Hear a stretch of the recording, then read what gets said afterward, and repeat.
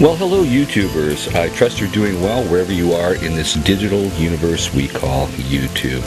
Now, in the spirit of Christmas, I figured it would be a great time to talk about the 12 scams of Christmas, because I want to definitely encourage you to donate and help those in need during this holiday season, but I don't want you to get ripped off. So please consider giving to the charity of your choice, but do some due diligence and use some common sense to prevent yourself from getting ripped off. Now, first of all, one of the oldest scams in the books is the fake donation pot.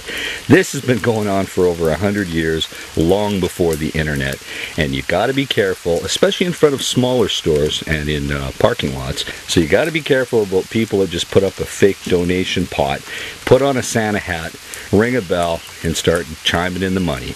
Well, that's just shameful. Now, thankfully, a lot of the bigger stores like Walmart and Safeway, the people that are in front of there have identification, will gladly show it, and are wearing a uniform.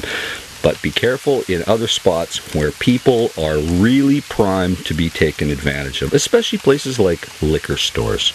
So just use your common sense, ask for some ID, and usually anybody that's legitimate will provide that for you.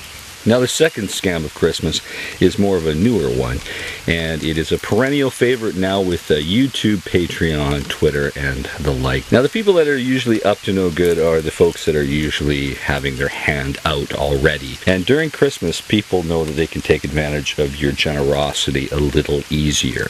So usually there's a lot of contrived urgency and calamity. Now, anybody with a true sense of need or facing a disaster or calamity will provide a police report or a fire department report if they actually were burned out or stolen from or whatever the case may be. So do a little due diligence, make a few phone calls, especially if you're going to make a larger donation, because anybody that is truly in need will have documents and proof of what happened. And remember, a few people actually will fake police reports too, which is a crime in most places. So just ask the right questions, do some due diligence, and you should be fine. And remember, often you can phone a police department and confirm if the file number is active and if it is real.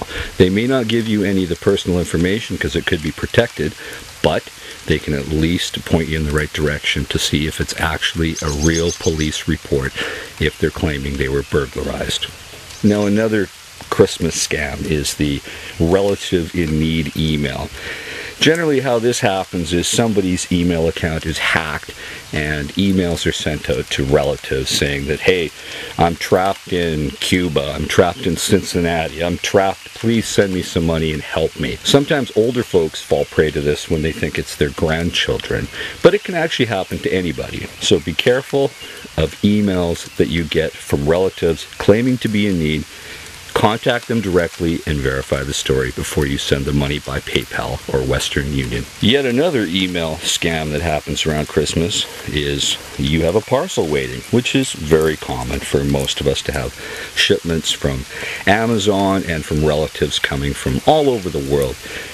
Be careful and do not click on links that you're not aware of, because your computer could get hacked, and the next thing you know, people are stealing personal information from you from your computer. So if you're expecting a parcel from UPS or FedEx, go on the FedEx site directly. Do not click on the link. And then you can actually type in the tracking number and verify it yourself. So don't trust the links from these companies. And lastly, for the brokenhearted over Christmas, there are the romance scams. It is so easy for people to put up a fake profile and respond with really kind and beautiful words to you. And in the end, they're going to tell you some sad story about how they need money. And you're going to send it to them. Because if you are one of those hopeless romantics and you're online looking for love during Christmas, there are a few predators out there, I guarantee you, that will play you. And the first week or two, they're going to be nice as pie, and they're going to pull you into their emotional web of lies and hit you up for some money. So don't fall prey to that. If you're going to do some online dating, no problem. Just meet this person in a safe place. Talk to them. Know their personal number. Know some personal information about them. That way, you know who they are. And secondly, anybody that you meet online shouldn't be asking you for money if they're going to date you, because you're worth more than that. So that's it, folks. I hope you guys have a great holiday season, and I want you to spend your money with the people you love and the charities you care for. So keep your wheels to the ground, and I'll talk to you soon. Over and out.